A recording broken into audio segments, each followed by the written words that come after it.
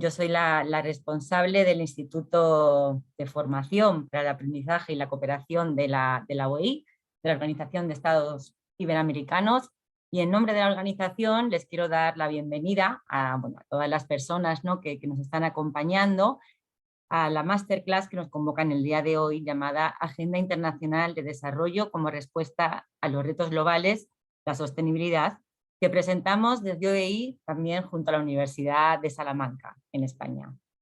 Como la mayoría de ustedes, me imagino que conocen, ¿no?, o saben de la organización, la OEI es un organismo de cooperación multilateral entre los países iberoamericanos de habla española y portuguesa, con una trayectoria pues de más de 72 años, ¿no?, trabajando la cooperación en Iberoamérica y con una gran presencia además en nuestra región, ¿no?, a través de las 20 oficinas nacionales que tenemos en los distintos países, ¿no?, iberoamericanos.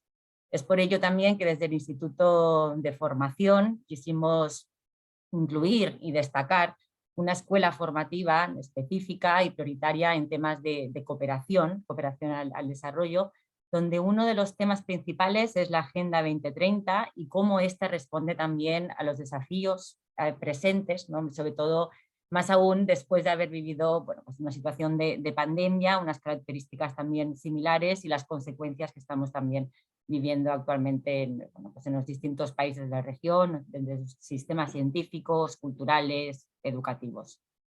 En este marco, ¿no?, de trabajo de cooperación de la organización y desde el instituto presentamos también esta formación específica donde se abarcarán estos temas de Agenda 2030, sostenibilidad y otros temas también sobre cooperación internacional y desarrollo, a la que invitamos también a trabajar a la Universidad de Salamanca, con quien tenemos una historia de trabajo también en conjunto y sin duda también una de las universidades que tienen un gran reconocimiento en la materia. Por ello, quiero dar la palabra, presentarles a Francisco Sánchez. Francisco es el director del Instituto de Iberoamérica de la Universidad de Salamanca, con quien tenemos también el honor de contar durante esta masterclass. Él va a ser la persona encargada de realizar la presentación de los expertos que nos acompañan en esta sesión, también de realizar la moderación, ¿no?, en torno a las distintas preguntas que ustedes puedan realizar en esta hora y media, ¿no?, que vamos a estar juntos. Así que, por mi parte nada más, darles la bienvenida, agradecerles su participación y muchas gracias. Muchas gracias, Mónica. Gracias a todas las personas que están participando en el evento, ya sea como parte de la organización. Gracias, Bárbara, también de parte del equipo de la OEI. Y a las personas que ahora voy a presentar que participarán como ponentes, ¿no? Bueno, como Mónica les ha dicho, soy Francisco Sánchez, soy el director del Instituto de Iberoamérica de la Universidad de Salamanca. La Universidad de Salamanca, como ustedes saben, es una de las universidades históricas europeas, y el instituto se creó con el fin de dar cobijo a toda la investigación que se hacía sobre América Latina en el marco de la universidad. Teníamos una gran tradición en investigación histórica y en literatura por razones evidentes, ¿no? Llegó un momento en que hasta cierto punto la historia de España y la de América Latina estaban compartidas y era muy difícil separarlas, y pasa lo mismo con la literatura, ¿no? Entonces, literatura que se hace una lengua común, y por lo tanto había una larga tradición a lo que se suman estudios en economía, como por ejemplo la profesora Botella, que forma parte de ese grupo, y también en ciencia política y otras áreas de ciencias sociales también, que están articuladas en todo el instituto. Bueno, para nosotros además ha sido un gusto poder tener el área de cooperación, desarrollarla con la Organización de Estados Iberoamericanos. En este caso nosotros también tenemos otros programas de estudios, como el Máster de Estudios Latinoamericanos. Hacemos investigación en distintas áreas, tenemos una revista propia también, pero siempre hemos estado buscando la posibilidad de ampliar esfuerzos, porque nada mejor que trabajar de forma conjunta para poder llegar a más personas y poder enriquecernos con nuevas líneas de investigación, nuevas líneas de interpretación, y conocernos con más gente, ¿no? Que esa es un poco la idea que tenemos dentro de la universidad. O sea, trabajamos sobre América Latina, investigamos sobre América Latina, y estamos encantados de ser cada vez más para que podamos tener muchas mejores respuestas sobre los problemas que pasan y posiblemente encontrar soluciones, ¿no? En este sentido, hoy yo creo que vamos a tener unas conversaciones muy interesantes y unas conferencias muy provocadoras en el buen sentido de la palabra, porque nos van a dar una serie de elementos para entender mejor las cosas, a cargo de, en primer lugar, del profesor José Ángel Sotillo Lorenzo, que es profesor y director del Máster en Cooperación Internacional de la Universidad Complutense de Madrid, donde es profesor, y es experto en el área de cooperación para el desarrollo en política exterior española, política iberoamericana y relaciones internacionales, ¿vale?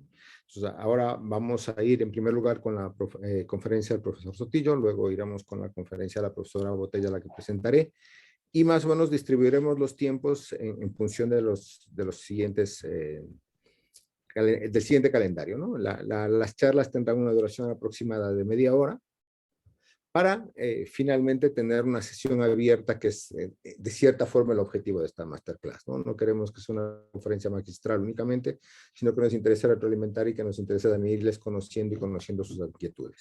Además de hacer esta, de cierta forma, la sesión de apertura del máster, también estamos muy atentos a las preguntas operativas que ustedes podrían tener, las pueden ir planteando en el chat y Bárbara García, por parte de la organización, irá respondiendo. Las preguntas que vayan ustedes poniendo para los ponentes, las recogeré yo, no las plantearemos directamente, sino que trataremos de agrupar en grandes temas para que nos dé la posibilidad de ir teniendo mayores debates y que sean atendidas la mayor cantidad de inquietudes a lo largo de esta sesión.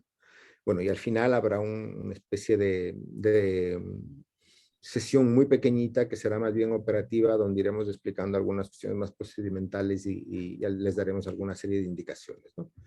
Nada más antes de dar la palabra al profesor Sotillo Lorenzo, que agradecer de parte del Instituto de Iberoamérica a la iniciativa en el Instituto de la OEI por haber contado con nosotros. Nosotros ha sido un gusto, la verdad que han sido facilidades, estos trámites nunca son fáciles, siempre hay algún tipo de complejidad, tratar de poner instituciones públicas de acuerdo no siempre es fácil, pero ha sido un lujo poder trabajar con las compañeras de la OEI y la verdad que ha sido todo facilidades y al final todo ha salido muy bien y estoy seguro que el curso también va a salir así. Invito al profesor Sotillo Lorenzo a que inicie su conferencia que lleva por título La Agenda Internacional al Desarrollo ante los Retos Globales. Muchas gracias y les dejo con el profesor Sotillo Lorenzo. Gracias. Gracias, Francisco. Buenas tardes a todas y a todos. Gracias por la presentación y también, como es debido, pues gracias al Instituto para la Formación y el Aprendizaje para la Cooperación de la OEI y al Instituto de Iberoamérica, al tan prestigioso Instituto de Iberoamérica de la Universidad de Salamanca, por invitarme a estar en esta sesión. Y además enlazo con lo que había algunos comentarios cuando no habíamos entrado todavía en la sesión. Para prepararla, la verdad es que le he dado bastantes vueltas y la idea era, dentro del sentido positivo provocador que comentabas, pues hacer un doble recorrido en el que explicara algunos de los, dentro de lo que es la sesión de la Agenda Internacional de Desarrollo como respuesta a los retos globales, dedicar una parte a los motivos para el pesimismo, dado que, como comentábamos antes, basta ver cualquier medio de comunicación para ver que hay siempre una mala noticia, y combinarla con otra parte dedicada a razones para el optimismo. Y es verdad que cuando preparaba la sesión el 99% me salía dedicado a motivos para el pesimismo y prácticamente, bueno, pues tenía que hacer un esfuerzo para encontrar razones para el optimismo. Y al final encontré la solución en una frase que me permito citar de un politólogo estadounidense, además uno de los padres o referencias en el ámbito del realismo político en relaciones internacionales, el profesor Reinhold Niebuhr, que dijo la frase siguiente, que a mí me ha venido muy bien para intentar hacer ese equilibrio imposible entre motivos para el pesimismo y razones para el optimismo. La plegaria de la serenidad, que es esta cita, dice así: Señor, concédeme serenidad para aceptar todo aquello que no puedo cambiar, valor para cambiar lo que soy capaz de cambiar y sabiduría para entender la diferencia.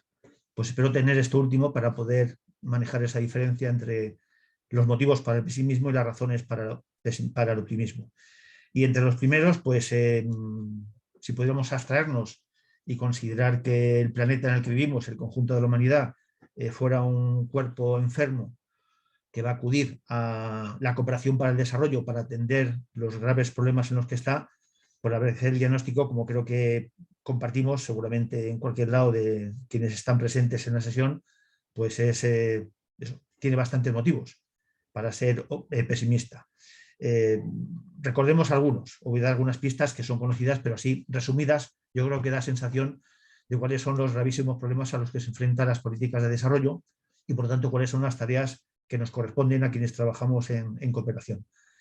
Hace algo más de 2 años, el secretario general de Naciones Unidas, Antonio Guterres, aprovechando también en el buen sentido de la palabra el estallido de la pandemia, la ONU siempre pretende, evidentemente, sacar elementos positivos de situaciones tan graves como esa, pues si recuerdan, llegó a pedir un alto el fuego mundial en todos los rincones del mundo para centrarnos juntos en la verdadera lucha, derrotar la COVID-19.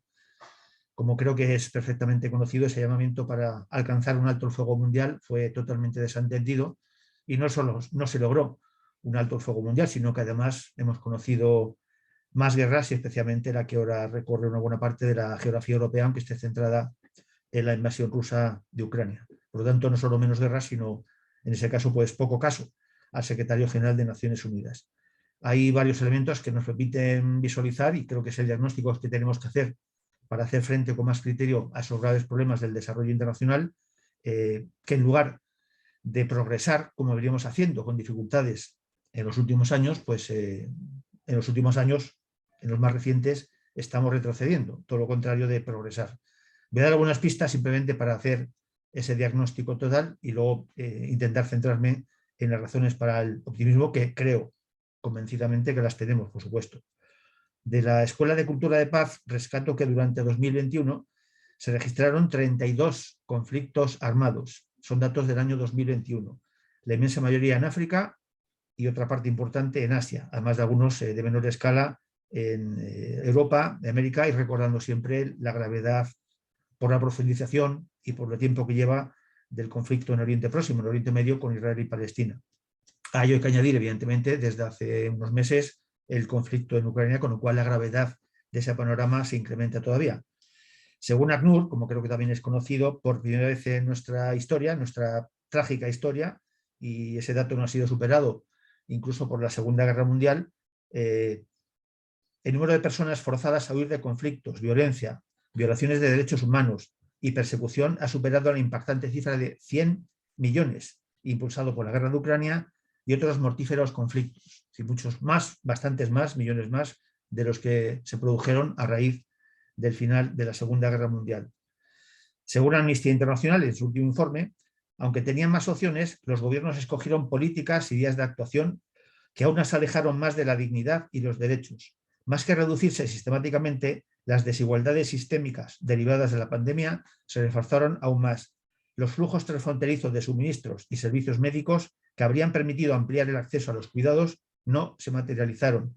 La cooperación entre gobiernos necesaria para evitar mayores desastres y mitigar la crisis de derechos humanos rara vez se hizo realidad.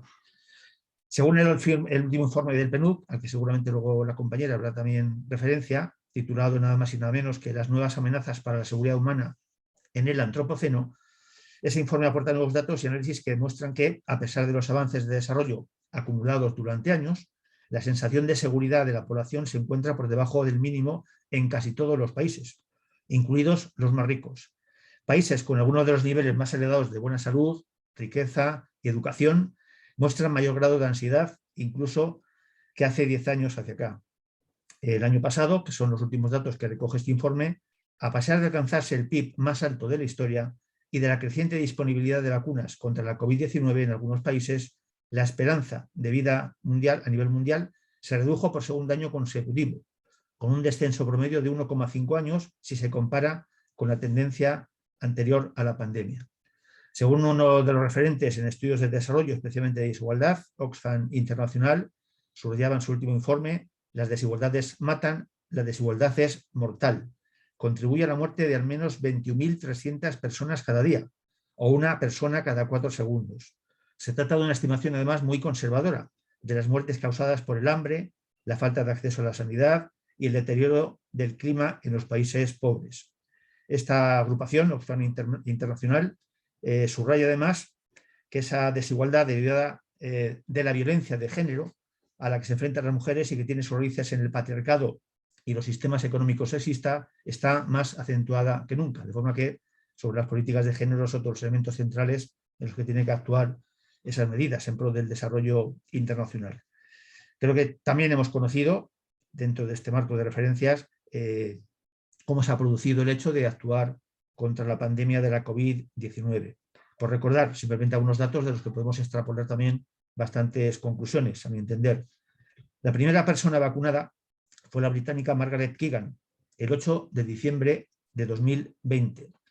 La primera vacuna llegó a Burundi 10 meses después que a Estados Unidos, que compró vacunas para inocular 3 veces a toda su población. Por el contrario, solo el 0,07 de la población de la República Democrática del Congo había recibido al menos una vacuna a finales de 2021. De forma que en este caso también esas desigualdades en el ámbito de las vacunas también, por supuesto, matan. Y algo que creo que tiene que ver en el foro en el que estamos, en el marco de la OI, hace pocos días también, la ONU alertaba de una crisis global de educación, de mayor magnitud incluso de la que se calculaba previamente. En el mundo hay 222 millones de niños y niñas afectados por crisis humanitarias, que necesitan urgentemente apoyo escolar, según el nuevo informe titulado La educación no puede esperar. 78 millones de ellos están sin matricular, 120 no alcanzan las competencias básicas y 24 sí las logran, pero necesitan ayuda externa. En este panorama de guerras, pandemias, crisis económicas, de hechos o noticias que cada día nos enfrentan a un terrible y difícil escenario, quizá también aquellos que procuramos atender también a esas otras dimensiones, pues nos causa también, además, bastante, hablo a título personal, obviamente, bastante tristeza que en este panorama, pues prácticamente, salvo que obviamente aquellos que estamos detrás de esta cuestión, pues no se trate prácticamente nunca la Agenda 2030 y los Objetivos de Desarrollo Sostenible. Hemos asistido en nuestro país a la cumbre de la OTAN, hemos asistido a la cumbre del G7 y prácticamente pues cualquiera que vea medios de comunicación, salvo aquellos especializados, no se trata para nada la Agenda 2030 y los Objetivos de Desarrollo Sostenible. Además, otro elemento que creo que es bastante negativo, la cooperación para el desarrollo, que es muy amplia, diversa, como yo creo que es conocido, parece enfocarse cada vez más en las numerosas tragedias humanitarias, que es una de sus labores, obviamente, la acción humanitaria, pero no en reforzar su capacidad transformadora.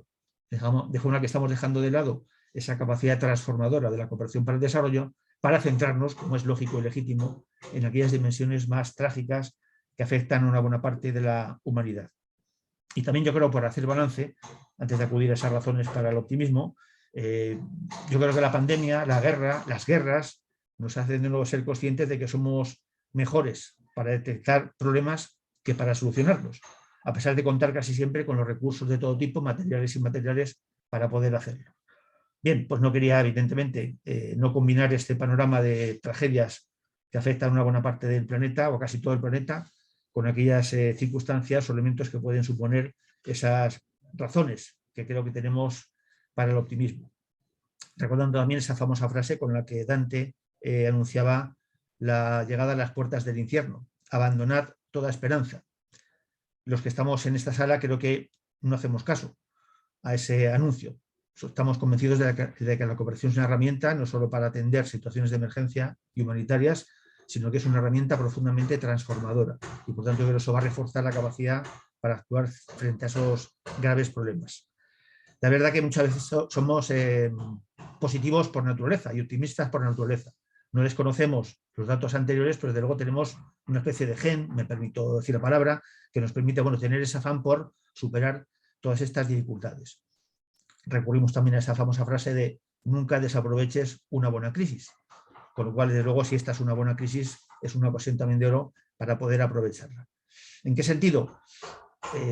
Yo no voy a revelar ninguna receta nueva, simplemente a recuperar algunas de las que creo que tenemos en nuestra mano, pero que por motivos de esa agenda negativa no estamos transformando en agenda positiva.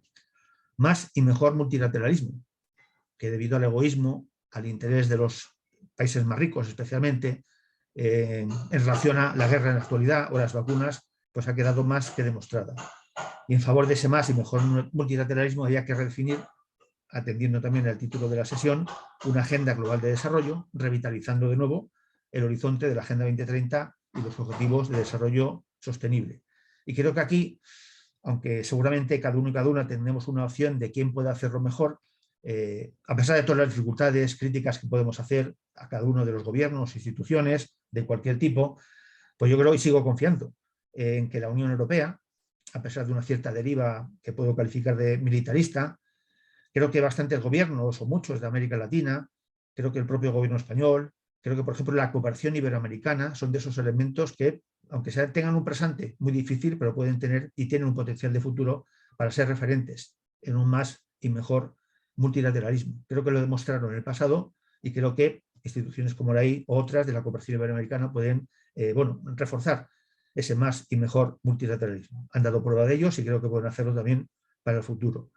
El PNUD nos llamaba a sensibilizarnos sobre la cuestión del antropoceno, pero también a reforzar la solidaridad internacional y elaborar un nuevo enfoque de desarrollo que permita a las personas vivir sin carencias, miedo, ansiedad e indignidad. Aunque el lenguaje habitual de bastantes grupos políticos, creo que en buena parte del planeta también, pues hablan de miedo, inseguridad, siempre, pues azotándonos con esa sensación de que desde fuera siempre viene aquello que puede poner en peligro nuestro propio modo de vida. Sin dejar la crítica y, por supuesto, la autocrítica, en la que siempre estamos inmersos, creo que debemos ser más proactivos en mostrar los resultados de la cooperación y no solo sus carencias y defectos. Estamos, creo que, mal acostumbrados, si me permite la expresión, a siempre destacar aquello que hacemos mal, que es una parte evidente de nuestra tarea, de nuestro trabajo, pero creo que en ocasiones no somos dados a decir y a explicar, evidentemente con argumentos, con datos fehacientes y demostrables, lo bien que en muchas ocasiones hace el trabajo la cooperación para el desarrollo. Creo que no reconocemos, incluso dentro de nuestro sector, suficientemente la labor de las organizaciones no gubernamentales de desarrollo y de las y los cooperantes. En España en total, según daba el dato la Agencia Española de Cooperación Internacional para el Desarrollo, el pasado día de cooperante, el 8 de septiembre, 2.708 españoles y españolas se dedican como profesión al trabajo en cooperación para el desarrollo. Ese trabajo, evidentemente, hay que dignificarlo más, pero también reconocer, desde el punto de vista de la sociedad, igual que hemos hecho con otros colectivos, el trabajo en ocasiones poco reconocido de las propias ONGs y de las y los cooperantes. Me permito también hacer una breve referencia al caso español, en la medida en que, junto a otros, deberíamos tener, hablo no solo del gobierno, al que es exigible, sino que el conjunto de la sociedad, más pedagogía, pero especialmente las instituciones que componen el gobierno de cualquier país, en este caso el español. Destacando fundamentalmente que hablamos de una política pública. Creo que es otro de los lemas que hemos ido dejando de lado, ahora que en otros ámbitos como la sanidad, la educación, hay esa especie de confrontamiento entre lo público y lo privado, y en muchas ocasiones parece que en detrimento para facilitar la creciente incorporación del sector privado a sanidad, educación. Creo que en este caso también vamos a hacer una firme defensa de la política pública de cooperación para el desarrollo, obviamente y lógicamente sin excluir, por supuesto, al sector privado. Debemos exigir más recursos, especialmente para educación para el desarrollo, y también es muy pertinente en el foro en el que estamos tratando estas cuestiones. Eso es la base para una mayor sensibilización y para una educación, para una ciudadanía global. Los mensajes de odio, las pruebas de racismo, de xenofobia, que creo que también recorten una buena parte de la geografía mundial, tienen una buena herramienta para combatirlas, para erradicarlas, que es la educación para el desarrollo. Y que en ese sentido tenemos también una labor dentro de lo que corresponde a actividades como la que hoy estamos llevando a cabo. Y solo se puede alcanzar la educación si se logran también metas de desarrollo, con lo cual evidentemente partimos de ese binomio de que no hay desarrollo sin educación, ni educación sin desarrollo. Hace poco podíamos leer una entrevista a Jeffrey Sachs, uno de los mayores expertos en políticas de cooperación, en el que, aparte de otras cuestiones que creo que son bastante relevantes para un poco reconducir el mapa mental en el que estamos en relación a las políticas de cooperación para el desarrollo, decía que la principal prioridad de la Unión Europea no debería ser la guerra en Ucrania, sino asegurar que cada niño de África esté en el colegio hoy mismo. Pero en cambio, pues parece que dedicamos más a atender, como también es legítimo y por supuesto necesario en muchas ocasiones, las necesidades de esa guerra en Ucrania, que a atender con mayor obligación las necesidades de la educación en partes donde los recursos públicos no pueden capacitar que esa persona pueda alcanzar la edad escolar. Tenemos ocasiones muy cercanas también para poder reclamar esa atención, y solo para recordar que justo ayer mismo comenzaba en Naciones Unidas, en el Consejo Económico y Social, la reunión del Foro Político de Alto Nivel de las Naciones Unidas para debatir sobre el desarrollo sostenible. Con lo cual creo que tenemos una ocasión bastante importante también para, de nuevo, examinar el estado de las políticas públicas de cooperación, cuando en este caso creo que son 44 países, presenten sus informes voluntarios nacionales y de paso, además de ellos, por repasar lo que cada país está haciendo para conseguir ese desarrollo sostenible, para no dejar a nadie atrás, como dice la Agenda 2030 y los Objetivos de Desarrollo Sostenible, para examinar aquello que estamos haciendo mal o deficitariamente, por supuesto, para realzar, como decía antes, aquellos espacios y escenarios donde creo que es importante recordar que las políticas públicas de cooperación funcionan, son eficaces, eficientes y dan cuentas de resultados. Y por eso creo que hay una llamada también de atención para reclamar también esa voz que defiende las políticas de cooperación para el desarrollo en un entorno que, aunque pueda hablar desde el caso español, creo que es también bastante generalizado, donde, insisto, hay más acciones anti-cooperación y en pro de un desarrollo que solo beneficia a una pequeña parte de la población.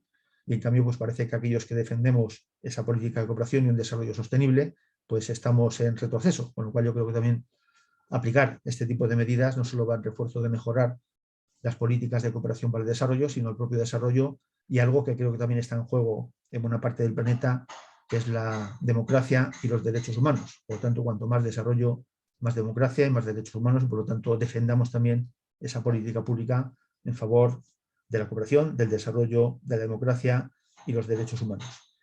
Aunque voy a ir un poco más rápido de lo previsto y me haya comido algunos minutos, para dejar, si os les parece, más tiempo a que pueda haber comentarios o preguntas, yo finalizaría aquí, sabiendo que evidentemente quedan muchas cuestiones para poder tratar, pero así para poder dejar más intervenciones.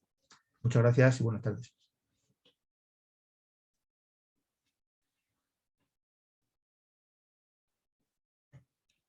Estabas sin... Ahora sí. Esto sí, lo de comenzar a hablar y darse cuenta después de que no tengo las conexiones hechas. Pues nada, muchísimas gracias al profesor José Ángel Sotillo. Paso la palabra, bueno, vamos genial de tiempo y además así podremos aprovechar al final y les invito a que vayan mandándonos preguntas, cuestiones puntuales, por favor, que quieran irnos trasladando para comentarlas al final de la sesión, de forma conjunta con la intervención que hará la profesora Elisa Botella Rodríguez. Es un gusto presentar a Elisa, a la que más allá de conocer por su trabajo profesional y respetar su trabajo profesional, nos une una amistad y además somos compañeros de trabajo tanto en la universidad como en el instituto, ¿no? Ella es secretaria académica del Instituto de Iberoamérica, a la vez de profesora de Historia Económica y trabaja sobre economía, sobre todo de los países del Caribe, ¿no? Y además hace estudios agrarios, que es como una especie de vieja guerrera en ese sentido, ¿no? Ahora que se han ido todos los economistas, se han ido a otros campos, ella se mantiene firme y sigue haciendo cosas sobre reforma agraria, que no es porque ya no se investigue, no quiere decir que ya no sea necesaria en América Latina, ¿no? Entonces vamos a ver uno de los retos del gobierno en Colombia, por ejemplo, posiblemente sean la gran reforma agraria que está pendiente, ¿no? Pero bueno, no quiero quitarles más tiempo y les dejo a ustedes con la profesora Elisa Botella, que tratará sobre la sostenibilidad ante la Agenda Internacional de Desarrollo. Elisa, el micro es tuyo. Nada, gracias. Bueno, muchísimas gracias, Francisco, por la presentación y muchísimas gracias a Bárbara y a Mónica, ¿no?, por la oportunidad de estar esta tarde con todos ustedes, ¿no?, en diferentes partes de la geografía latinoamericana. Al plantear la intervención de esta tarde, yo creo que lo interesante quizás de este módulo de sostenibilidad es introducir un poco lo que vamos a ver en este eje transversal, ¿no? Entonces voy a compartir con ustedes una presentación para ir viendo algunos de estos ejes temáticos, ¿no?, que trataremos a lo largo del módulo, ¿no? Voy a compartir, creo que ya se ve, ¿no? Perfecto, bueno, aquí estaríamos en nuestra masterclass. Yo me situaría entonces en esta parte de enfoques transversales y trataría de introducir la sostenibilidad, ¿no?, dentro de este curso de gestión y planificación de intervenciones y cooperación al desarrollo, con la idea de tener un estudiante multidisciplinar, ¿no?, que aborde, ¿no?, cómo el incremento del impacto medioambiental dentro de los modelos de desarrollo económico a lo largo del siglo XX ha tenido lugar en América Latina, ¿no? Eso es fundamental para completar esos otros enfoques transversales que tiene el programa. Creo que además es muy importante conocer el cambio de percepción, ¿no? Desde principios del siglo XXI, como estábamos viendo ahora de la mano de nuestra anterior ponencia, ¿no? Viendo esa idea, ¿no? de la cooperación y la importancia que tiene ese desarrollo sostenible, ¿no? Desde principios del siglo XXI, ¿no? En los ámbitos de evaluación, minimización y mitigación del impacto ambiental que tiene el modelo de desarrollo económico dentro de las perspectivas, ¿no? de las políticas públicas y también de las estrategias empresariales, ¿no? donde la sostenibilidad es un elemento clave, ¿no? Y a partir de ahí lo que vamos a utilizar fundamentalmente es un marco teórico que se basa en enfoques de desarrollo y medio ambiente, así como la interacción entre ambos, ¿no? Porque yo creo que ahora no podemos estudiar el desarrollo sin tener en cuenta el medio ambiente, ¿no? Es un elemento fundamental. Analizando, ¿no? cómo ha evolucionado este concepto, ¿no? Y ahí vamos a ver algunos ejemplos en la parte más, la parte final, ¿no? de la presentación y cómo se aplican, cómo varían estos conceptos en la región, ¿no? de América Latina, principalmente desde el último cuarto del siglo XX y hasta la actualidad. Dos objetivos fundamentales, por lo tanto, tratar, ¿no? de proporcionar dentro de ese carácter complejo y dinámico cuáles son un entendimiento amplio de cuáles son las interacciones entre las sociedades humanas y los entornos materiales que construyen y habitan, ¿no? y cómo han sido esas interacciones a lo largo del tiempo, ¿no? Una región como América Latina que ha sido dependiente, ¿no? de las exportaciones en primer lugar de productos tradicionales que luego intenta una industrialización por sustitución de importaciones y que luego vuelve a ese boom de las commodities o ese neoextractivismo, ¿no? que vemos en la actualidad, es clave entender cómo interactúan, ¿no? en estos dos conceptos, el desarrollo y el medio ambiente. Y también el segundo objetivo que pretendemos aportar con este módulo de sostenibilidad es explorar el carácter y la dinámica de estos procesos en el contexto no solo económico, sino social y geográfico de América Latina, ¿no? Y ahí creo que es importante acentuar, ¿no? la importancia de la sostenibilidad y qué entendemos por sostenibilidad. No solo cómo la entendemos, cómo la podemos aplicar desde las políticas públicas, cómo evoluciona en la región a lo largo de las diferentes fases de crecimiento económico, ¿no? Ahí sí que utilizaremos un enfoque de etapas de desarrollo económico basadas en esa historia económica de América Latina para poder entender, ¿no?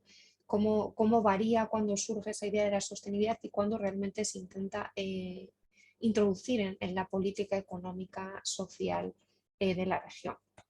Y para ello vamos a tratar de hacer una revisión amplia pues, de diferentes marcos intelectuales para entender, ¿no? repito, esas interacciones entre el desarrollo y el medio ambiente que creo que no se pueden separar. Y eso también supone, por lo tanto, proporcionar estudios de casos, ¿no? Estudios de casos donde tenemos esos conflictos, ¿no? entre industrias no extractivistas y diferentes sectores de la población rural, de la población urbana, ¿no? Vamos a ver dónde existen esos conflictos a partir de experiencias nacionales, ¿no?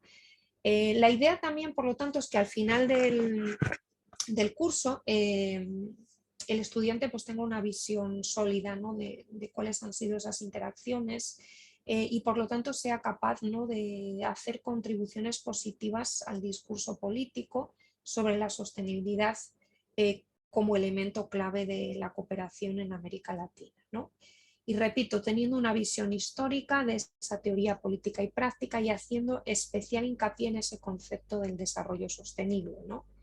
Que no es tan simple como muchas veces creemos, ¿no? Promover, por lo tanto, esas interacciones aplicadas al caso latinoamericano y cómo se consiguen insertar en la política económica, social y medioambiental, ¿no? Y para eso, como decía antes, es interesante considerar diferentes perspectivas teóricas que veremos a lo largo del curso para explorar, ¿no? esa gama diversa de experiencias nacionales que nos ilustran clarísimamente esa compleja interacción entre el medio ambiente y el desarrollo en espacios geográficos diversos y también en espacios sociales muy específicos, ¿no? Con las prácticas lo que trataremos es de completar esa parte más teórica a través de la lectura y comentario de artículos, de informes, incluso la visualización de materiales, ¿no?, sobre medio ambiente y sostenibilidad en América Latina, así como, repito, el análisis de las experiencias nacionales, que creo que es muy pertinente, ¿no?, teniendo en cuenta la audiencia tan amplia, ¿no?, de diferentes países de las personas, ¿no?, que se van a inscribir en este curso. Entonces creo que eso es fundamental, que ellos puedan explotar su propia experiencia y aportar en ese sentido. Y a partir de ahí, bueno, voy a explicar un poco los 4 capítulos que se van a introducir en este eje transversal de sostenibilidad. En primer lugar, y aquí sí me voy a detener un poquito más, vamos a hablar de los problemas ambientales globales a partir de la tragedia de los comunes de Harding, que ahora explicaré. Hablaremos un poquito de externalidades y soluciones propuestas desde la economía, como Pigou o el teorema de Coase.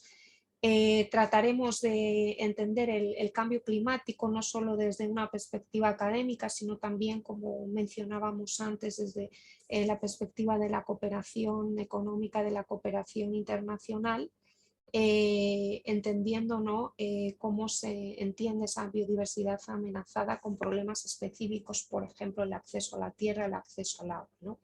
Y ahí, bueno, haremos también especial hincapié, ¿no?, en esas diferencias, ¿no?, que a veces utilizamos los conceptos de desarrollo sustentable y sostenible indistintamente, ¿no?, y cómo se relacionan con el crecimiento y en el desarrollo económico, ¿no?, a partir de un gran experto como es el profesor Naredo y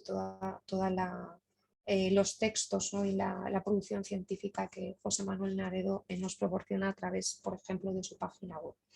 También añadiremos algunos ejemplos, ¿no?, sobre ese crecimiento económico y los límites, ¿no?, para entender qué es eso del desarrollo sostenible en la economía de América Latina. Y a partir de ahí sí que voy a empezar a hablar un poquito, ¿no?, de los tipos de bienes y por qué es importante la sostenibilidad y cómo podemos entenderla a la hora de diseñar una política económica, una política medioambiental, ¿no?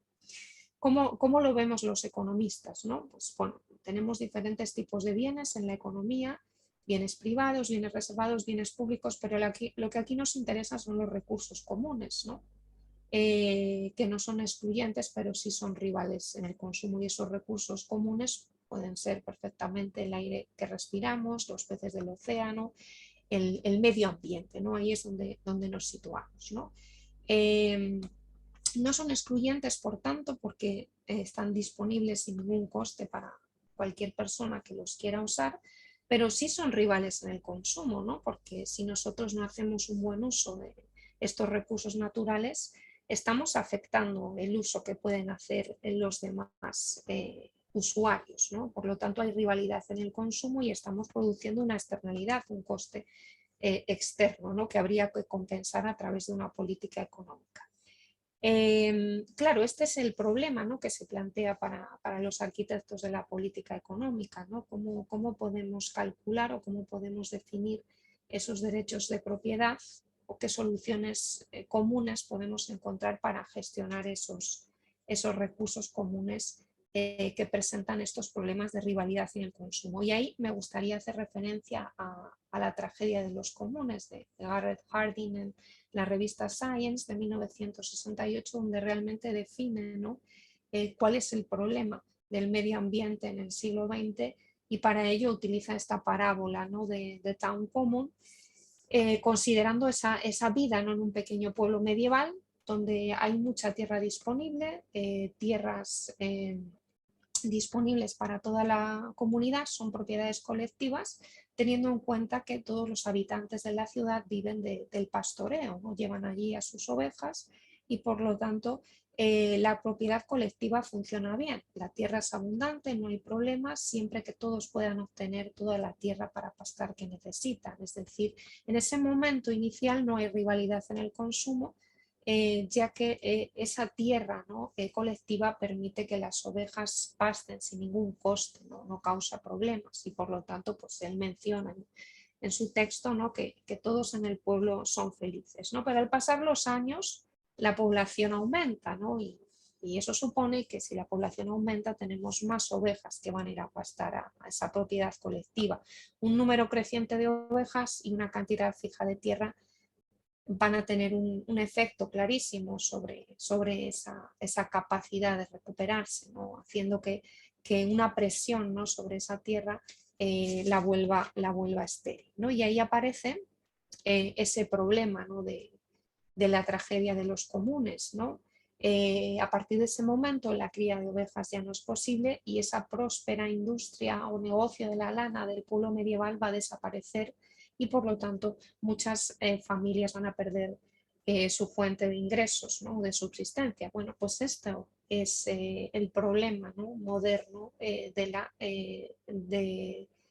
de cómo acceder a los recursos y los problemas medioambientales que genera nuestro modelo de desarrollo económico, ¿no? Es una parábola que a los economistas les gusta mucho utilizar, ¿no?, para entender el problema, ¿no?, de acceso a los recursos comunes. De ahí lo que se pregunta Harding es qué causó esta tragedia y por qué los pastores permitieron que creciera tanto la población de ovejas hasta el punto de destruir tan común, ¿no? Esto es lo que nos tenemos que plantear ya, ¿no?, desde hace unas cuantas décadas, qué medidas tenemos que poner y en qué sentido la cooperación internacional puede ayudar, ¿no?, a asesorar a las políticas nacionales para poner esas medidas y no llegar a una tragedia de los comunes, ¿no?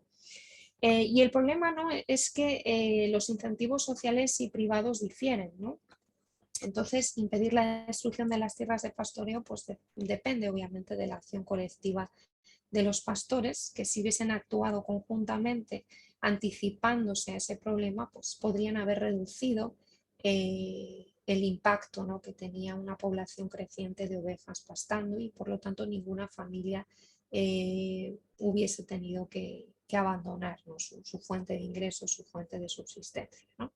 Y esto nos lleva, por lo tanto, a la degradación ambiental, ¿no?, que es nuestra moderna tragedia de los comunes, y de ahí la importancia de la sostenibilidad y cómo hacer que nuestro modelo de desarrollo económico sea equitativo y sea sostenible, ¿no?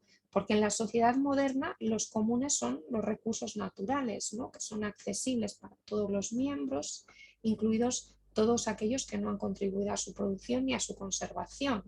Hablamos del agua, como decía antes, del aire puro, de las especies vegetales, de las fuentes de energía, de los recursos pesqueros, que a simple vista, podríamos pensar que cualquier miembro de la sociedad podría usarlos indiscriminadamente y a priori no se iban a observar esos efectos, ¿no? Pero somos ya muy conscientes en la actualidad, ¿no?, y especialmente de los años 70 en adelante, de que esos efectos se notan, ¿no? Y cada vez está más claro, ¿no?, con los incendios, con las condiciones climáticas tan adversas que estamos viviendo, ¿no?, en los últimos años, ¿no? Entonces hay que asumir que es una realidad y que nuestro papel individual no es en absoluto insignificante, sino que es la suma de las acciones de otros individuos, ¿no? Por lo tanto, es muy importante entender y extrapolar esa parábola de la tragedia de los comunes de Harding a la degradación medioambiental antes de pasar a entender cuál es la crisis, ¿no?, de esos recursos comunes, ¿no? Y atendiendo principalmente al problema que tienen estos recursos comunes, que es la incapacidad o lo difícil, ¿no?, que resulta establecer unos derechos de propiedad, ¿no?, y de qué manera la política económica, la cooperación internacional puede ayudar a establecer unos derechos de uso de estos recursos, ¿no?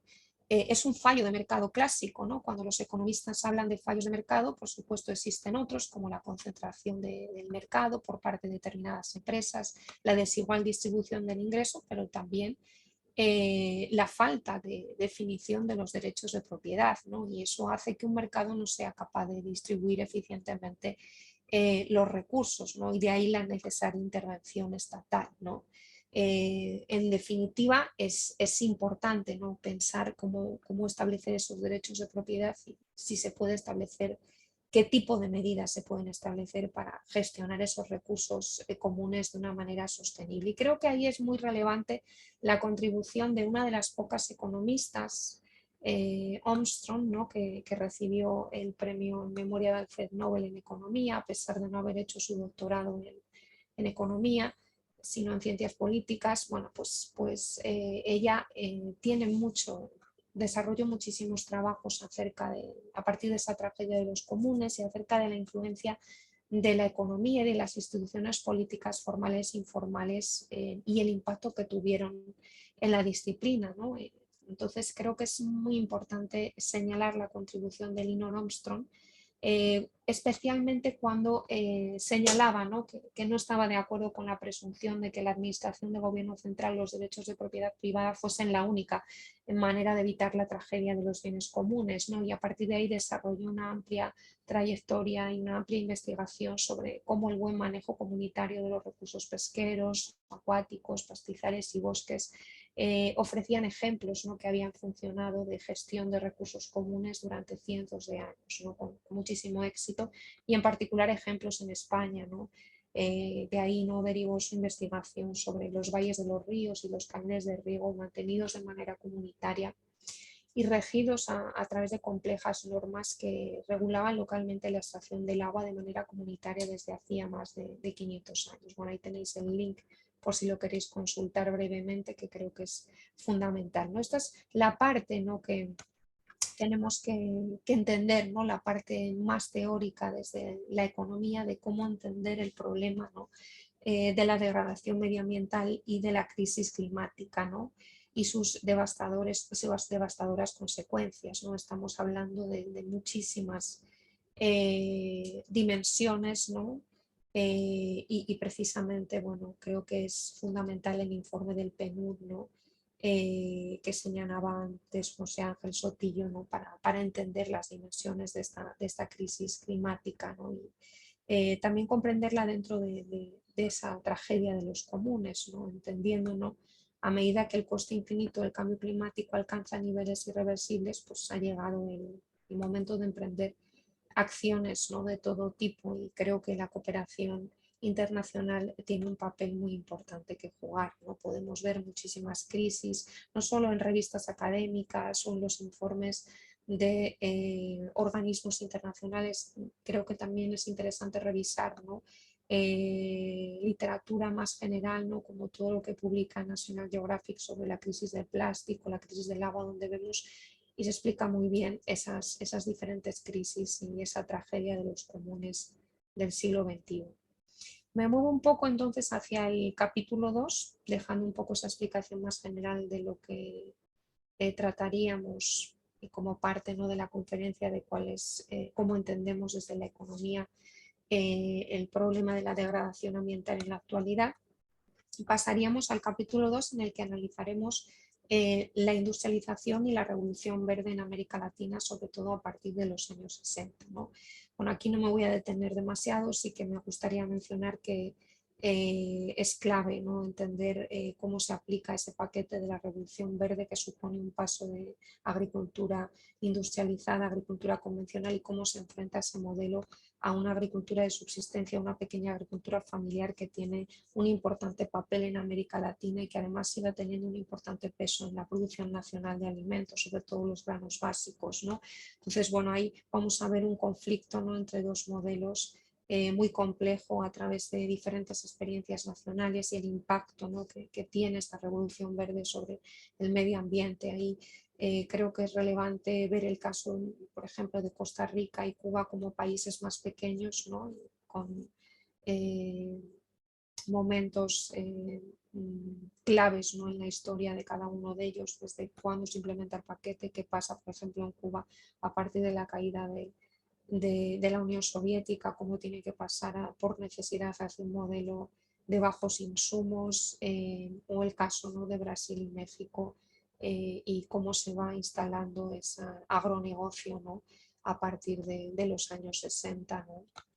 también relacionado con este cambio hacia una agricultura industrializada. Bueno, no me detendré demasiado ahí, tendremos la oportunidad de analizarlo, y luego en el capítulo 3 veremos ese marco teórico del desarrollo sostenible, tratando de entender, como decía antes, creo que esto es muy importante, cuáles son los antecedentes del desarrollo sostenible, cómo se gesta esa noción de desarrollo sostenible y cómo va evolucionando a lo largo de diferentes eventos internacionales. Y veremos, por supuesto, con más detenimiento al final, pues esa Agenda 2030 y cómo ha evolucionado, cómo se incorpora, ¿no? en las políticas y en las agendas, ¿no? de los diferentes organismos internacionales, ¿no? creo que es muy relevante ver cuáles son sus fortalezas, ¿no? Y cuáles son sus amenazas. Y ahí sí que me gustaría, sobre el origen, el uso y el contenido del término sostenible y sostenibilidad, bueno, pues sí que me gustaría recurrir como decía antes, a toda la producción científica del profesor José Manuel Naredo, ¿no? que tiene además en acceso público gran parte de su obra, ¿no? Y creo que ilumina mucho, ¿no? A la hora de entender realmente la sostenibilidad antes de aplicarla desde un punto de vista, incluso desde el pensamiento económico, ¿no? Ver cómo va evolucionando, cómo entran en conflicto en determinados momentos el desarrollo económico con la sostenibilidad, cómo va evolucionando este concepto, cómo cambia, ¿no? Creo que es muy fundamental, ¿no? Y a partir principalmente de este texto, ¿no? Que analizaremos con más detalle sobre la clasificación y aplicación de la sostenibilidad, cómo evoluciona, ¿no? No solo en entornos urbanos, sino también en entornos rurales, ¿no? Porque eso nos ayuda, ¿no? A comprender una sostenibilidad más amplia, una sostenibilidad ecológica. Y aquí, bueno, hago referencia a un informe de la CEPAL, ¿no? De cómo entender y aplicar esa sostenibilidad ecológica a América Latina, un informe de 2014-2016 que creo que es bastante interesante, por lo menos a partir de esta gráfica sí que podemos ver esa necesidad, ¿no? De conjugar el desarrollo económico no solo con la sostenibilidad ecológica, sino con la equidad distributiva y a partir de ahí poder pensar en las políticas, ¿no? Que se pueden aplicar, ¿no?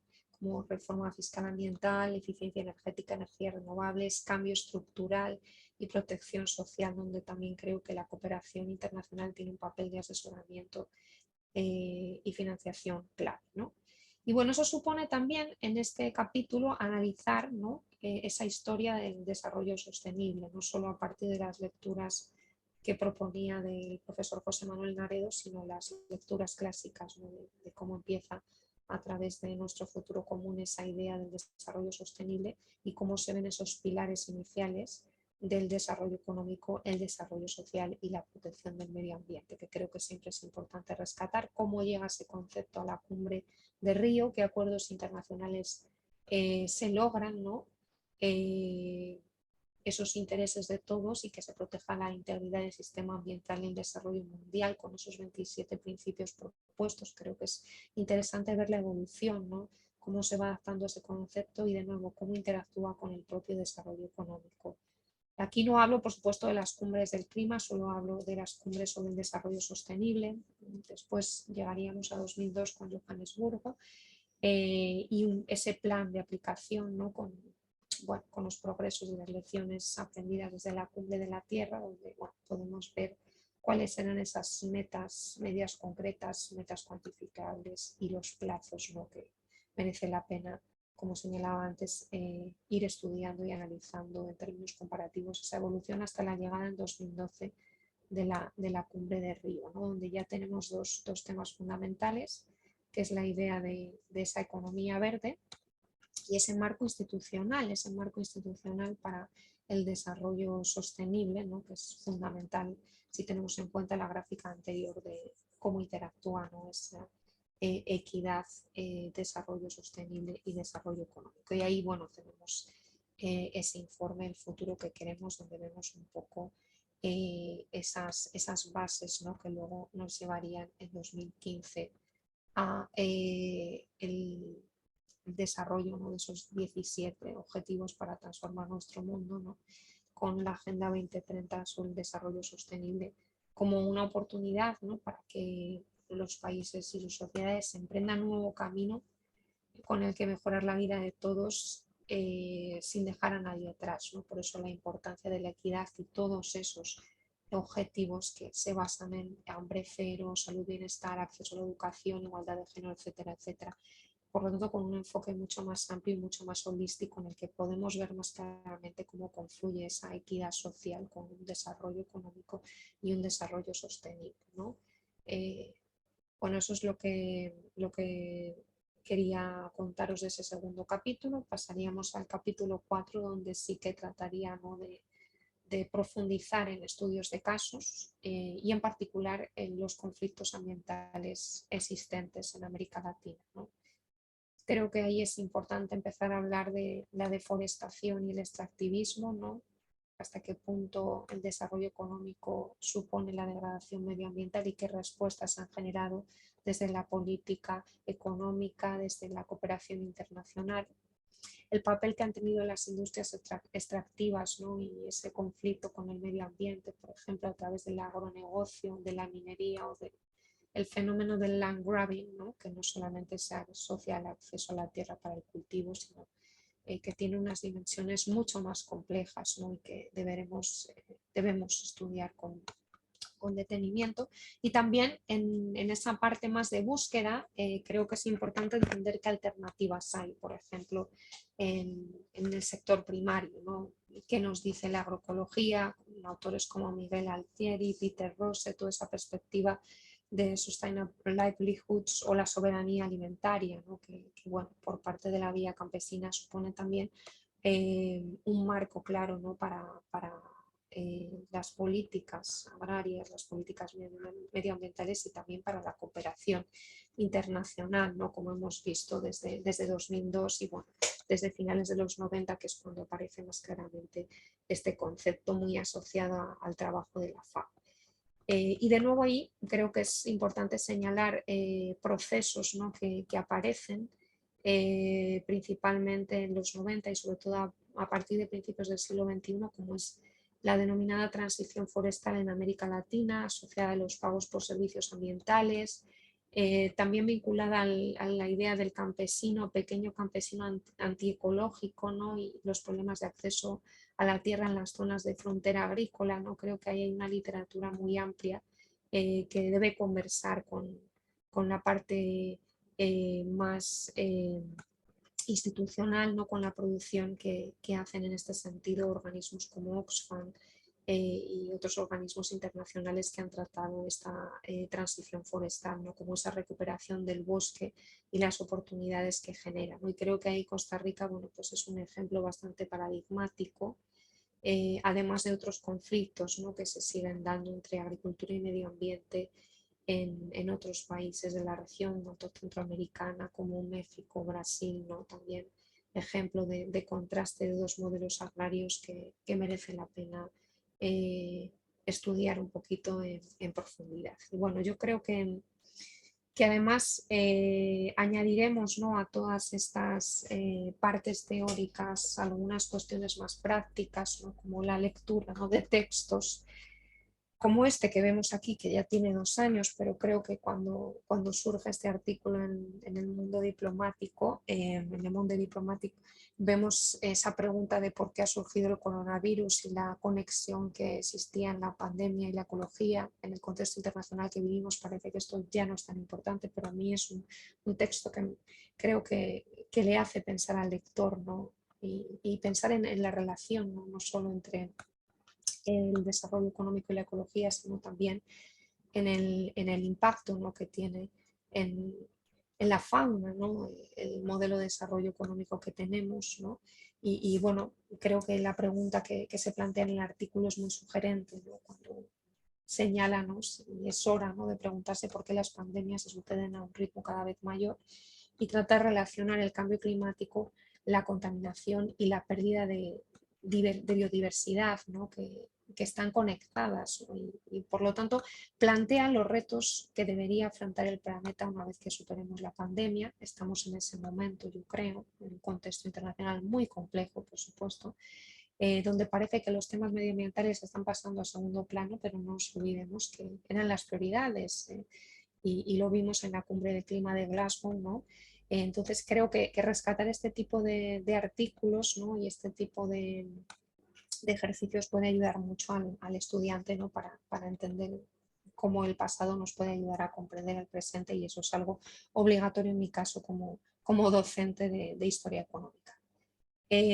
Un poco de bibliografía, si esto queda luego colgado en la propia web de la OEI para aquellos alumnos que lo quieran consultar. Y nada más por mi parte. Muchísimas gracias por la atención.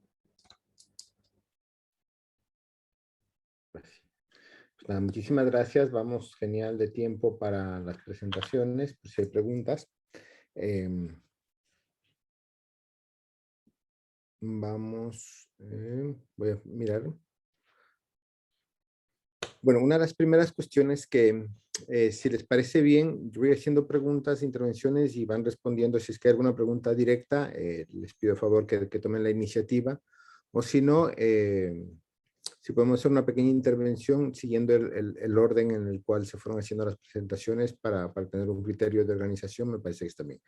Una de las cuestiones que se están planteando es sobre la posibilidad de introducir objetivos de desarrollo del milenio, la Agenda 2030 básicamente, en otro tipo de actividades. Es decir, la agenda se percibe como un elemento mucho más amplio, no solamente en políticas de desarrollo, sino que, por ejemplo, nos plantean el caso concreto de un docente, ¿no? Que tiene clases, en este caso es profesor de inglés o profesora de inglés, no recuerdo, y si se pueden ir metiendo este tipo de contenidos, ¿no? Yo entiendo que parte del espíritu de la agenda es que precisamente esté presente en varios espacios de la cotidianidad, entonces si es que nos pueden hacer un par de recomendaciones, se les agradecería. José Ángel, por favor. Está sin micrófono. Sí, el activo de gracias. Gracias, Francisco. Bueno, es una cuestión muy relevante, porque además yo puedo hablar un poco en general, pero partiendo también un poco de lo que conozco de mi casa, que es la Universidad Complutense de Madrid, ¿no? Y en ese caso creo que con cierto retraso, pero bueno, hemos incorporado a la propia estructura universitaria en la Complutense, dentro del Vicerrectorado de Relaciones Internacionales y Cooperación, una representante especial, por así decirlo, para una delegada del rector para Agenda 2030 y Objetivos de Desarrollo Sostenible, que una de esas tareas precisamente que al margen de una universidad grande como la Complutense, desde medicina, filología, pues intentar que sea transversal también la implicación de los estudios de la Agenda 2030 y los Objetivos de Desarrollo Sostenible. Yo creo que cualquier universidad, por emplear el escenario de la educación superior, lo tiene implementado de una forma u otra, quizá demasiado atomizado. Hay guías que en algún caso han servido de referente, en el caso español de la Universidad de Valencia y otras, con lo cual yo creo que sí tenemos esa herramienta para, quizá con retraso, porque ya quedan 7 años y pico para llegar a la fecha 2030, pero en todo caso se ha implementado. Y creo que donde hay más déficit es en esa escala inferior de educación, en cuanto a lo que comentaba antes de educación para la ciudadanía, que en algunos casos ha sufrido algún tipo de retroceso, pero creo que es fundamental porque cualquier tema que afecte a derechos de ciudadanía está directamente involucrada con la Agenda 2030 y los Objetivos de Desarrollo Sostenible. Con lo cual yo creo que se está haciendo un esfuerzo también importante por incorporarlo a planes de estudio. Y aquí quería también resaltar que quizá, y repito, dentro del caso español, pero que seguramente es extrapolable y se están dando casos en otros lugares, es el de los actores locales, ayuntamientos, municipalidades, otro tipo de colectivos que creo que han ido incorporando. En nuestro caso, por ejemplo, una entidad de referencia es el Ayuntamiento de Vitoria, que ha incorporado en todas sus dinámicas y políticas de educación, de promoción, la Agenda 2030, los Objetivos de Desarrollo Sostenible. Aparte de incorporarse como ciudad verde, así que bueno, yo creo que hay un elemento ahí que fortalece que la agenda, no pensemos que es algo que viene dado por una entidad superior como Naciones Unidas, que es inaplicable, sino que creo que en cada momento podemos aplicarla. Yo creo que hay un esfuerzo importante en ese itinerario de la educación desde la superior a cualquier edad para que podamos incorporarla con más fortaleza a los planes de estudio que tenemos. Repito, puede haber, luego puede dejar el correo electrónico si alguien necesita, y hay casos, repito, desde el ámbito universitario que están ya plenamente incorporados. Metodologías, hay guías de estudio, hay premios para trabajos de fin de grado y de fin de máster, y que hay toda una dinámica que creo que han incorporado ya de forma bastante efectiva la Agenda 2030 y los ODS. Gracias. Elisa, ¿algún comentario? Sí, precisamente estaba buscando el libro que acaba de publicar la Asociación Española de Historia Económica, que es resultado de unas jornadas de didáctica que hacemos cada 2 años, y uno de los capítulos, lo voy a poner en el chat para aquellos que estén interesados, en el que yo también participo. Bueno, uno de esos capítulos, como decía, lo que analiza precisamente es la necesidad de, bueno, el libro se titula Superando el COVID en las aulas de historia económica, lo aplicamos a nuestra área del conocimiento, pero es viable para cualquier facultad de economía y empresa. Y el primer capítulo precisamente trata sobre los objetivos de desarrollo sostenible desde la perspectiva de la historia económica e innovación docente en los trabajos de fin de grado. Y en particular tenemos 5 contribuciones que nos explican cómo ellos han introducido los ODS en sus clases de historia económica mundial o en sus clases de desarrollo económico. Entonces, bueno, creo que que es pertinente. En particular está la contribución de los colegas de la Universidad de Murcia, que llevan muchísimo tiempo tratando de involucrar a los estudiantes de grado, principalmente de primero, ¿no? de la asignatura de Historia Económica Mundial, y hacer sesiones, ¿no? con una especie de proyecto colaborativo para impulsar esos objetivos de desarrollo sostenible. Pero bueno, hay otras contribuciones interesantes, ¿no? que nos hablan del análisis comparativo de la historia económica como herramienta de divulgación, o un viaje a las raíces de los ODS, qué son y para qué se han formulado. Bueno, creo que ahí la idea de conjugar ODS e historia económica, pues como nos dice otra de las autoras, es un matrimonio bien avenido. Entonces, bueno, creo que ahí se ve un esfuerzo. Yo aporto desde nuestra área del conocimiento, pero sí puedo decir, ¿no? que el objetivo es ir introduciéndolo, por lo tanto, a nivel de grado y, por supuesto, de máster dentro de esas metodologías docentes. Vale. Gracias. Otra de las preguntas tiene que ver sobre la Agenda 2030, que como bien sabemos es parte de un escenario internacional donde no solamente los países son actores, sino también está algo que se ha dicho en algunas intervenciones que tiene que ver con el multilateralismo, los nuevos modelos de relaciones entre países o actores globales, ¿no? Entonces, en ese sentido, una de las preguntas que se pregunta directamente sobre el multilateralismo, pero hay una pregunta que creo que desarrolla el punto anterior, tiene que ver con lo señala como bloqueo económicamente, entiendo que se refiere a las sanciones que hay por parte de Europa y España a Venezuela, y cierra con una pregunta, dice, ¿cómo tales condiciones de bloqueo y corrupción coadyuvan a que se logren objetivos de la Agenda 2030? ¿no? Entonces está asociando como hay una serie de dinámicas que se dan dentro de las relaciones internacionales y cómo estas pueden afectar a que se vayan cumpliendo ciertos objetivos por parte de algunos países cuando el resto de la comunidad internacional considera que hay que aplicar algún tipo de sanciones. Entonces, planteo esto por aquí. Si quieren mantenemos el orden, José Ángel, y después Elisa, si quieres señalar algo más. Bueno, quizá equivoquen no la respuesta, interpretando quizá la pregunta o el comentario que se hace, ¿no? Yo creo que en línea con lo que comentaba Francisco de que más que bloqueo se refiere a sanciones. Entendido si es así, en ese caso, pues evidentemente es una herramienta que se ha utilizado desde hace muchísimo tiempo en las relaciones internacionales, pero que se ha acelerado en los últimos años. Conocemos el caso especialmente de Estados Unidos contra Cuba, condenado sistemáticamente todos los años en Naciones Unidas, pero esa opción del palo y la zanahoria se ha ido implementando en casos que afectan en particular a política comercial europea, y de ahí que implique también al caso español, que creo que es a lo que se refería el comentario anterior.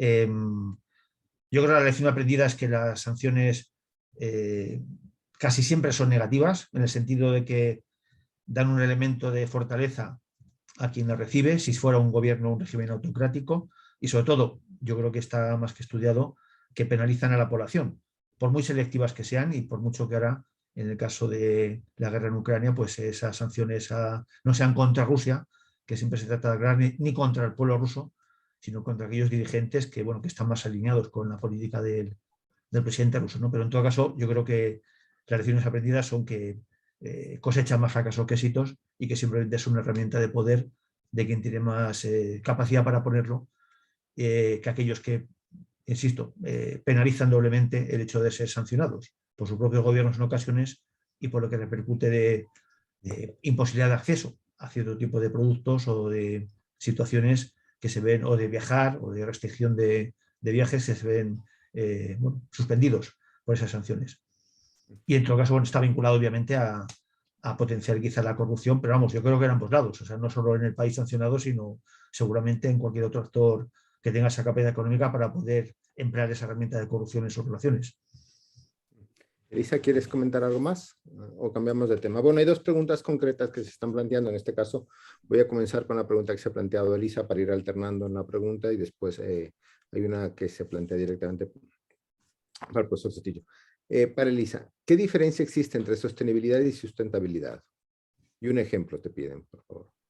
Bueno, yo aquí creo que lo mejor es coger el texto de José Manuel Naredo y leerlo en profundidad, porque no es una respuesta fácil, ¿no? Incluso muchas veces en España hablamos de sostenibilidad y en América Latina hablamos de sustentabilidad y estamos hablando de lo mismo. Entonces creo que el texto de Naredo es una revisión del pensamiento económico que nos ayuda a entender realmente qué es sostenible, ¿no?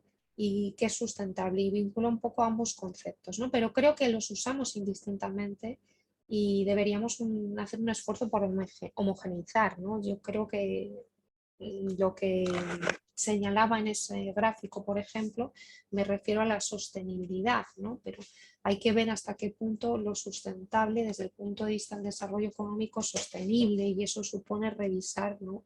Muchísimas teorías económicas y hasta qué punto convergen, ¿no? Hasta qué punto priorizan el desarrollo económico frente a la sostenibilidad, ¿no? Y sostenibilidad, si es solo medioambiental, sostenibilidad del crecimiento económico, etcétera, etcétera. Entonces, no es una respuesta fácil de dar. Yo le invitaría a que lea el texto de José Manuel Naredo, donde nos ofrece esa visión histórica, ¿no? de las diferencias. Y repito, los usamos muchas veces de una manera indistinta. Vale. José Ángel, hay una pregunta directa que plantea ¿cuál sería el rol otorgado a la cultura en las capacidades transformadoras que se adjudica a la cooperación al desarrollo? Entiendo que a lo largo de tu conferencia hiciste mención a la capacidad transformadora. Entonces, están preguntando la vinculación a la cultura. Si bien es cierto, en la pregunta no queda claro si se entiende la cultura más, digamos, como una opción general, entendamos, por ejemplo, yo como politólogo te hablaría de cultura política, o más bien la cultura como expresiones más bien cerca de lo artístico, ¿no? Pues lo dejo planteado porque no puedo hacerte un aporte complementario, ¿no? Pero simplemente vincula la idea de la cultura, yo entiendo que es en un término más amplio, en la vinculación con la capacidad transformadora que tendría la cooperación al desarrollo. Pues como suelo decir, me alegro de la pregunta, aunque no sea experto en el tema, porque hemos hecho alguna edición y estamos ya proponiendo una nueva de un curso que se hace desde la Complutense, pero se hace con la colaboración de la OI, sobre el enfoque transversal de la cultura en la cooperación internacional y el desarrollo sostenible, porque pensamos que era una ausencia bastante notable que, pues aunque no fuéramos expertos, detectamos que hay algo fallaba, ¿no? De hecho, uno de los profesores que participa, que recomiendo también su lectura, es Alphonse Martinel, que siempre nos decía que eso debía ser el ODS 18, es el gran ausente, o uno de los grandes ausentes de los Objetivos de Desarrollo Sostenible, ¿no? Se hace mención obviamente a la educación, por supuesto, pero en ese complejo mundo también, como creo que acertadamente comentabas, de que habría que identificar a grandes rasgos cómo se incorpora la cultura o las culturas, habría que decir también, ¿no? Con lo cual creo que es un elemento fundamental y en todo caso, bueno, yo creo que también recomendaría, por citar simplemente a este autor, Alphonse Martinel, que además colaboró también muy estrechamente con la Agencia de Cooperación Española, como una de las referencias fundamentales para conocer esa vinculación que no está explícita en la agenda y los ODS, pero que todo el mundo entiende que parte del desarrollo tiene que ver con ese enfoque cultural, por supuesto. No solo protección de patrimonio, sino culturas tradicionales y toda una serie de herramientas, lenguas que evidentemente son parte del desarrollo de cualquier país, evidentemente. Vale, gracias. Hay una pregunta abierta para los dos, no sé, estas cosas a veces son complicadas, porque hace referencia precisamente a un autor y una teoría, ¿no? Entonces, a veces estamos familiarizados o no, pero no quiero dejar de hacerla, ¿no? Entendiendo que pues, posiblemente no es un autor que compartan, pero sí quiero dejar al menos planteada la referencia. Ana Verdú nos habla de la teoría de lo que se llama la economía del donut, del economista inglés Kate Raworth. Dice que le parece que es una buena imagen para hablar acerca de modelos de desarrollo respecto a los límites planetarios al tiempo que se permite el acceso a derechos fundamentales. Pues nada, si usted alguno de los dos lo conoce, comentar algo al respecto, sino simplemente dejarlo planteado, que hay este marco teórico. Ustedes pueden ver en el chat el resto de participantes, el nombre de la autora y dejarlo ahí, ¿no? Entonces, no sé si tienen algo que añadir ustedes. No, simplemente no lo conozco, lo consultaré, ¿no? Sí, es Kate Raworth, es R-A-W-O-R-T-H. Vale, me parece muy interesante y si lo considero oportuno lo incluiré en la parte, ¿no?, más teórica del curso. Muchísimas gracias. Vale, pues... Yo lo conozco solo de una referencia, pero vamos, sí que está incorporado, por ejemplo, a documentos que trabaja en el caso español, la coordinadora de ONGDs, y hay un documento que se llama Transformar la cooperación internacional, es relativamente reciente, donde uno de los puntos de partida es la obra que se refería antes de la economía del donut, con lo que está reflejado ahí. O sea que si entra en la página de la coordinadora de ONGDs España, transformar la cooperación. El título exacto, pero se pueden consultar fácilmente y encuentran una referencia a esa base teórica.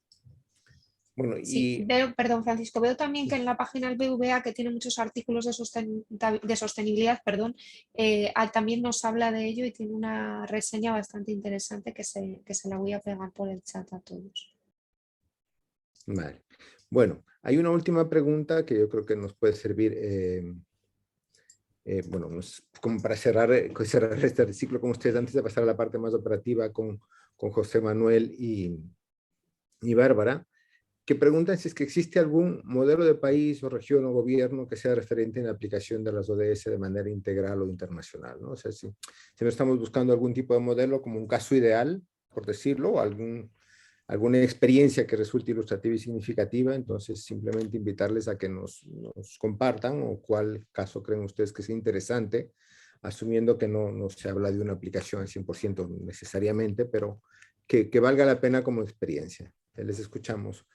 Comenzamos, si quieres, José Ángel, y luego Lisa. De acuerdo. Dar el orden. Bueno, todos los años Naciones Unidas presenta un informe sobre el estado de los ODS. Es una especie, con perdón por la expresión, una especie de escaparate también, donde primero nos miramos para ver en qué posición estamos y para ver un poco los referentes que hacías en cuanto a relación de quién está arriba y quién está abajo.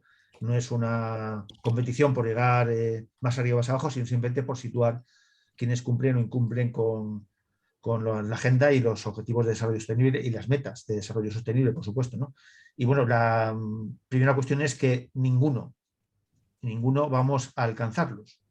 Esa es la primera conclusión negativa. Y a partir de ahí, en ese sentido, pues siempre tenemos esa referencia de los países nórdicos, pues de Noruega, Suecia, Finlandia, Dinamarca, que con un conjunto de políticas de ayuda al desarrollo, de compromiso con la solidaridad, de redistribuir más eficientemente su cooperación internacional, de tener una cultura de desarrollo, de tener un mayor seguimiento en relación a la aplicación e implementación de los ODS, pues serían los referentes en ese sentido. Pero es verdad que no podemos poner el ejemplo de Finlandia o de Noruega para todo, por supuesto. Aparte de las contradicciones que en muchos casos tienen en relación a su propia política comercial, al comercio de armas, que son evidentemente pues, contradictorios con ser líderes en la Agenda 2030 de los Objetivos de Desarrollo Sostenible. Pero en todo caso, si alguien quiere aprender o queremos aprender, sin dejar de reconocer algunos errores de cuál es ese camino, sabiendo que hay diferencias sustanciales y partiendo de que todos somos países en desarrollo, como también comentabas, pues yo creo que esos referentes son ineludibles, ¿no? Y además, con la particularidad que mantienen una política constante. Francia y Reino Unido pueden cambiar según el gobierno, pero en todo caso siempre tenemos conciencia de que en esos países son políticas de Estado, con lo cual la permanencia de una política de desarrollo más allá de políticas de cooperación hace que se garantice que esos objetivos se cumplen a medio y largo plazo. Por lo tanto, que es un poco el referente al que, si no debemos seguir, si por lo menos tener en cuenta a la hora de posicionarnos mejor cara a la Agenda 2030 y a los Objetivos de Desarrollo Sostenible. Elisa, por favor. Sí, bueno, yo creo que ahí efectivamente los países nórdicos pueden ser un poco el paradigma, pero no de todos, ¿no? Sería de algunos objetivos específicos.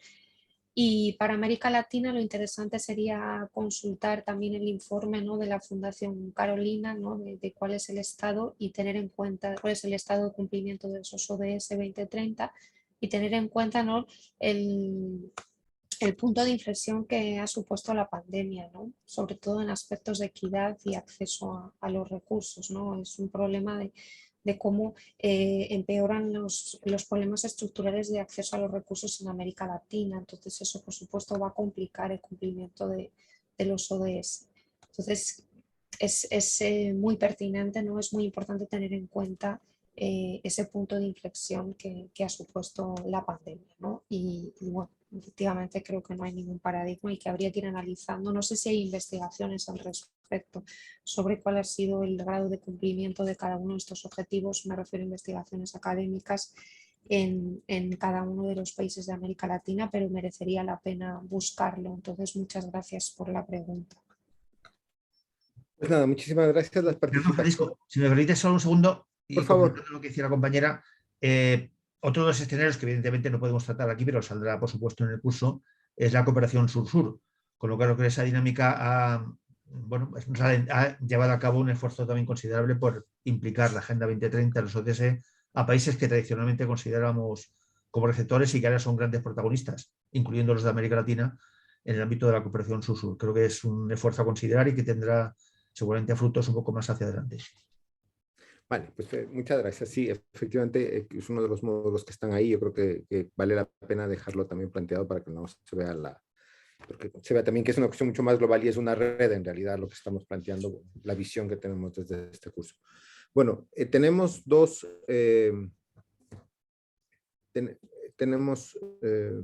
lamentablemente la última pregunta que acaba de entrar de Sergio Rojas nos pilla fuera de tiempo porque tenemos que dar paso a las otras dos preguntas que son más operativas con la intervención que tendrán la coordinadora por parte de la OEI, que es Bárbara García, y también está José Manuel Puras, ¿no? José Manuel Puras tiene estudios, es antropólogo, que es antropólogo de formación y lleva trabajando en cooperación para el desarrollo. Tiene una larga experiencia en cooperación para el desarrollo, ha desarrollado varios trabajos, digamos, su actividad no solamente tiene que ver con la parte académica, con la parte formativa, sino que también tiene experiencia de campo en el desarrollo de proyectos. Y bueno, como les he comentado, Bárbara también está aquí y ella es parte del instituto y ha estado durante muchos años vinculada a los proyectos. Hay dos preguntas puntuales, una que tiene que ver creo que están muy vinculadas, dice, no existe una pregunta sobre educación, si se van a incluir temas educativos en la pregunta, no sé ustedes, yo supongo que las han estado viendo, si existe, bueno, son dos temas específicos que van a dar, que yo más bien les paso la palabra para que ustedes vayan respondiendo a estas preguntas. Bueno, pues nada, lamento la última pregunta que entró, estamos justo cumpliendo el cronograma y a pesar de que los conferencistas habían preferido dar tiempo para que entremos a la ronda de preguntas, vamos muy ajustados y esta parte final es fundamental, tiene que ver con carácter organizativo. Yo les doy las gracias y nada, traslado la palabra a José Manuel y a Bárbara. Bueno, muchas gracias. Bueno, luego damos los agradecimientos, pero para contestar esta pregunta que nos hacían sobre si se va a dar educación relacionado con ODS, comentar que sí, se tiene pensado dentro de lo que es el curso un seminario sobre ODS y bueno, nosotros somos un organismo internacional dedicado a la educación. Parte también de las prácticas que están previstas en el curso se van a ver proyectos de educación. Y dentro de esos proyectos su vinculación con los ODS. Yo quería, bueno, sobre todo no ha habido ninguna otra pregunta así más relacionada con lo que es la organización del curso. Os quería poner algunos enlaces donde podéis ver la información por si tenéis alguna duda. Sobre el curso también hay una cuestión que... sobre las becas, mira, estoy poniendo ahora mismo el enlace al curso. Hemos ampliado el plazo para pedir la solicitud de beca. Estaba previsto que termináramos el 30 de junio y lo hemos ampliado hasta el 15 de junio y todavía hay posibilidades de presentar solicitudes. La información saldrá a partir del 1 de agosto, así que si están interesados pueden hacer o pueden presentar su solicitud a través de nuestro aula virtual. Hay un espacio de admisión y becas y ahí pueden subir toda la documentación. Bueno, en principio comentaros que estas sesiones que estamos realizando también, estas masterclass se van a continuar. O sea, ahora mismo se paran todo lo que es el verano, pero comienzan de nuevo en septiembre. Tendremos más dentro de esta línea o escuela, ¿no? de cooperación. Vamos a organizar alguna sesión más en septiembre. Y en principio no sé si quieren plantear alguna cuestión de organización del curso, saber precios, y nosotros le podemos contestar cómo está organizado, podemos hablar también, comentar sobre la organización del curso, si tienen alguna consulta antes de cerrar. Bueno, comento rápidamente. El curso está organizado en tres módulos. El primer módulo es la parte más teórica y conceptual, que es una de las partes en las que han colaborado, ¿no? en la elaboración de materiales, tanto José Ángel Sotillos para todo lo que es el contexto, ¿no? y la Agenda Internacional al Desarrollo. Elisa Botella también ha colaborado en la realización de ese enfoque transversal de sostenibilidad. Y luego tenemos la parte más práctica, ¿no? que es el módulo 2, donde se va a tratar los temas más de planificación y de gestión, ¿no? Hay esa parte, si quieres, José Manuel, la puedes comentar tú. José Manuel ha sido profesor del curso desde creo que el 2011. No sé, mucho tiempo. Y antes también. O sea, simplemente decir que esa es una parte que desde mi punto de vista tiene mucho interés. No es que el primer módulo no lo tenga, evidentemente, porque es todo lo que da el marco teórico, como tú dices, conceptual, es decir, lo que establece, si hablásemos valga esta metáfora de arquitectura, sería todo lo que es los planos, ¿no? El trabajo que hace el arquitecto. Ahora, el segundo módulo es un módulo mucho más aplicado y yo creo que eso es una diferencia que tiene este curso con otros, ¿no? En donde vamos a trabajar con herramientas concretas. Es decir, si lo que tenemos es un plano de una catedral, vamos a trabajar en cómo se construye esa catedral en la práctica, ¿no? Entonces vamos a repasar un poco las distintas metodologías que se emplean en cooperación para el desarrollo y en cooperación en desarrollo, perdón, en general. Y lo vamos a hacer, como no podía ser de otra manera, porque la cooperación entiendo que tiene que ser siempre así, lo vamos a hacer en equipo, vamos a trabajar fundamentalmente en equipo, en talleres virtuales, ¿no? Entonces, yo creo que estamos hablando aquí de cultura, estamos hablando de educación. En ese módulo segundo no vamos a ver específicamente temas de cultura o educación. Lo que vamos a intentar aprender es cómo desarrollar un proyecto, un programa en cooperación para el desarrollo o en desarrollo que puede ser de educación, que puede ser de cultura, que puede ser de desarrollo agrario, que puede ser de fortalecimiento institucional. Porque las herramientas metodológicas para realizarlo, la gestión para resultados de desarrollo, la planificación estratégica, el marco lógico, etcétera, son aplicables tanto a un proyecto educativo como un proyecto de fortalecimiento institucional, como un proyecto de desarrollo agrario, ¿no? Entonces, yo creo que esa es una parte muy, muy interesante. Ya digo que es una parte que va a exigir, porque no es una parte únicamente de leer, de entender, comprender con todo el trabajo que eso llega, sino que es una parte donde vamos a trabajar realmente sobre casos prácticos, ¿no? Y bueno, yo por mi experiencia, ¿no? Por el trabajo que hago día a día, digamos que es la parte que más me gusta, pero sin desmerecer en absoluto, evidentemente, el primer módulo, que me parece, ya digo, fundamental, porque es el que nos va a dar los planos sobre los que luego construir, ¿no? Muchas gracias, José Manuel. He dejado en el chat, si queréis solicitar una beca, el enlace directo, y si queréis cualquier tipo de información y estar al tanto sobre cualquier convocatoria del instituto, para que os podáis suscribir al boletín. Nos preguntaban sobre el precio son 1.240 euros. Se pueden solicitar becas y hay un descuento para exalumnos. ¿Vale? Toda esa información se puede revisar en la página web. Así que si no hay más consultas, cerramos casi en hora. Quería agradecer las presentaciones de José Ángel y Elisa. La verdad es que han sido muy claras y nos dejan ahí varios retos y bueno, con esperanza. Y con optimismo, aunque bueno, estamos ahí al límite casi, ¿no? Muchas gracias a Francisco Sánchez del Instituto Iberoamericano, ¿no? De la Universidad de Salamanca, que es un placer trabajar con ellos y hacer el curso en colaboración con la universidad. A José Manuel Puras, que está implicado en el curso y siempre nos ayuda. Y bueno, a todo el público en general, ¿no? Por su participación, por mantenerse a estas horas todos en la sesión y por sus consultas, que han sido muy, muy interesantes. Así que quedamos pendientes de cualquier cuestión que tengan. Pueden escribirnos al correo instituto.formacion@oei.es y ahí les responderemos con todas sus dudas y consultas. Así que muchas gracias a todos por participar, por estar aquí y nos vemos en la siguiente sesión. Igual, muchas gracias. Adiós. Muchas gracias, un placer. Muchas gracias.